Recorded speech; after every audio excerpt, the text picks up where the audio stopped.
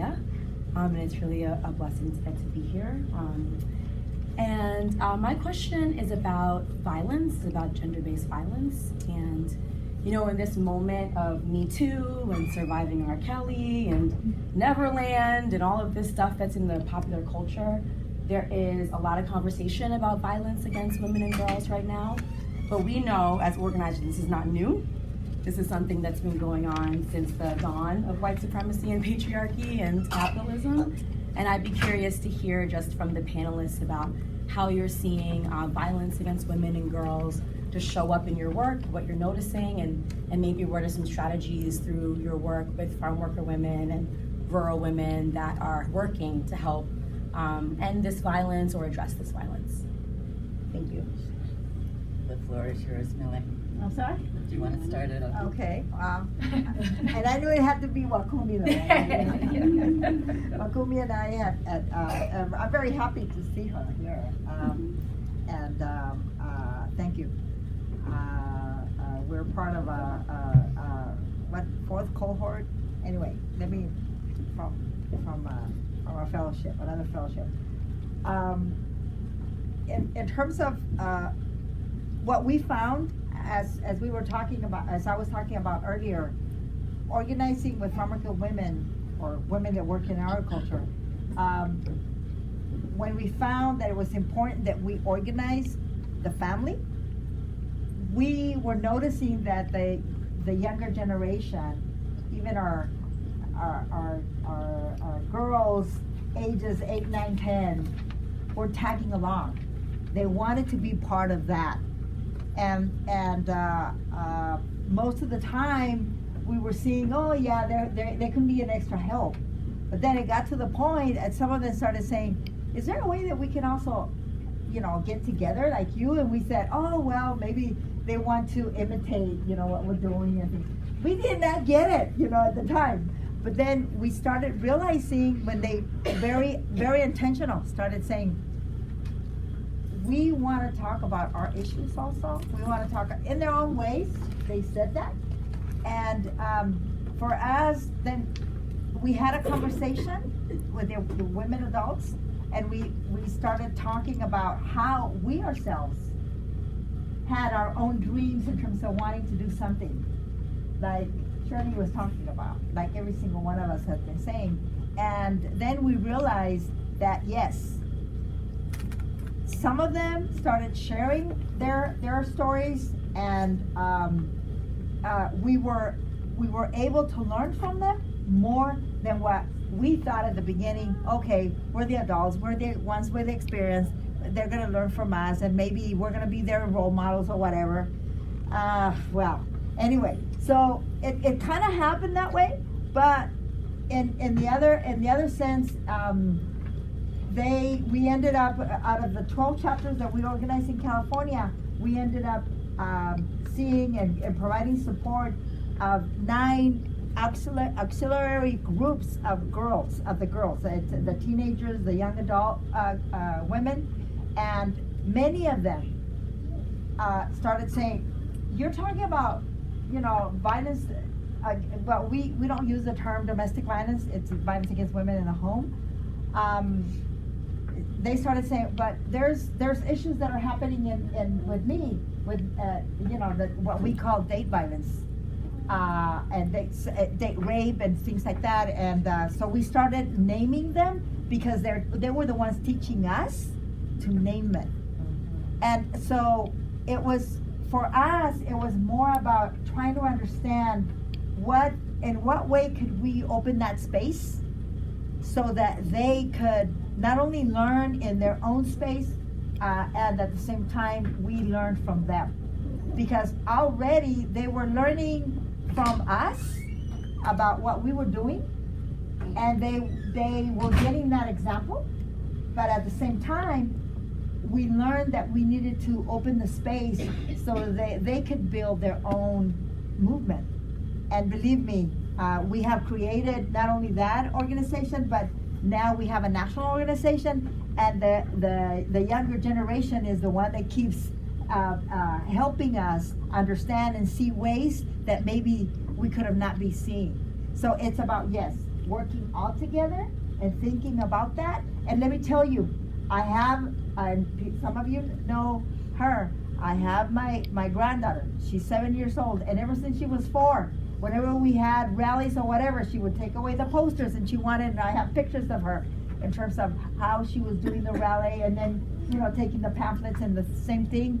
And it got to the point that she also wanted to be interviewed, and then when we're doing the interviews with the TV or the radio stations, and but at the same time, those are the where we know that they're learning, but at the same time, it's about opening those horizons for them, because they have their own, and that's what happened with me. So I just wanted to share that. Yes, we are dealing with what is violence against women, but we need to be very careful in terms of not expecting them to follow our own steps, because they have their own steps. Thank you. One of the strategies that we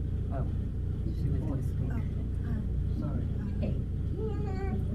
I'd like to share that thank you for that question, Wakumi. It's great to see you. So some people may not know, but we're not in a post-colonial state.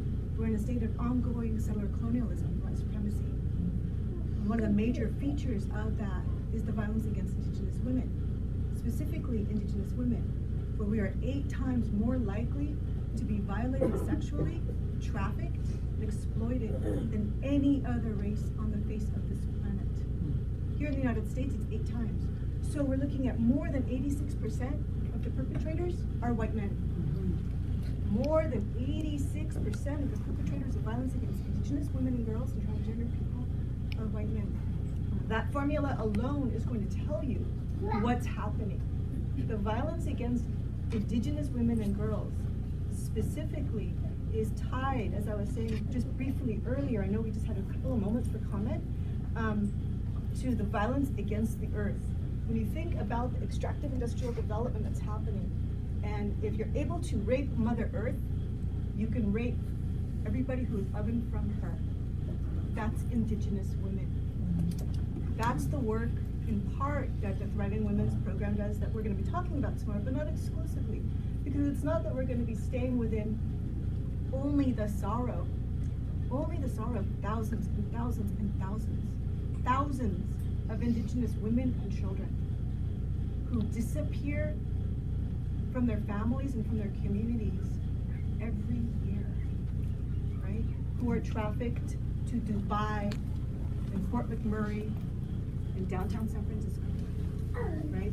They're trafficked all over the place. Because of the ravenous appetite of the illness that is settler colonialism, that has to sort of eat everything in its path. The colonizers' program is not yet done with us, and we remain. We're still here. The program that was set to destroy us, we survived it. A lot of us got left out, but we're actually still here. And we remain on the land, we remain doing our ceremonies, remain connected to our ancestors. And we really are part of the problem in terms of getting in the way of devastating and making a moonscape of this universe. We have to be removed. We have to be removed if we embody an actual opposition to settler colonial patriarchy. We have to, right? And I think we have to get real with that. So it's definitely violence against women as the female spirit, right? And gendered violence across all of our communities, absolutely. But I want to really make sure to amplify, because that is what I'm here to do. What's really happening to Indigenous women around the world, and what's really happening to Indigenous women here in North America, that is an unspoken thing that only now people are becoming aware of, the missing and murdered issues, primarily because of our sisters in Canada really really bringing that voice forward. This has been happening since 1492. This is not new.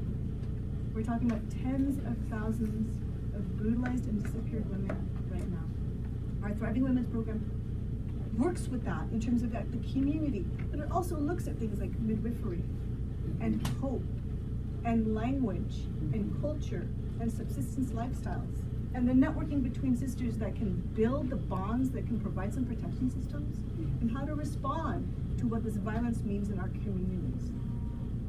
Yeah, thank you.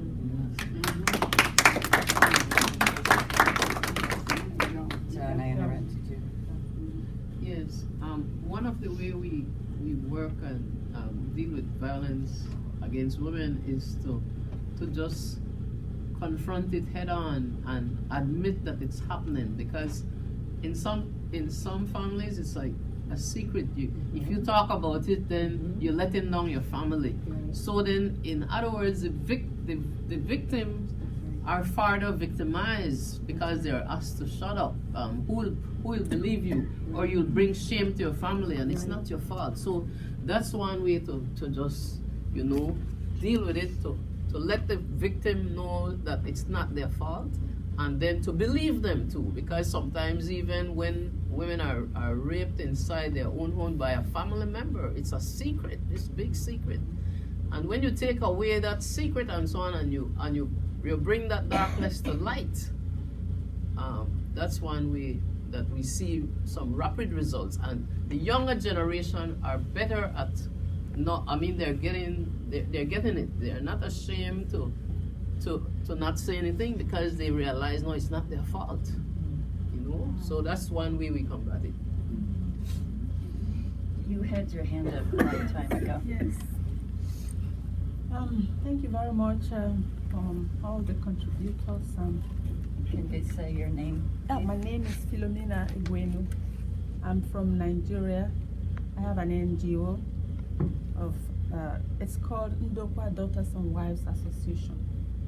We focus on the empowerment of women and youths. We train them in different skills, and from some of the little funds we get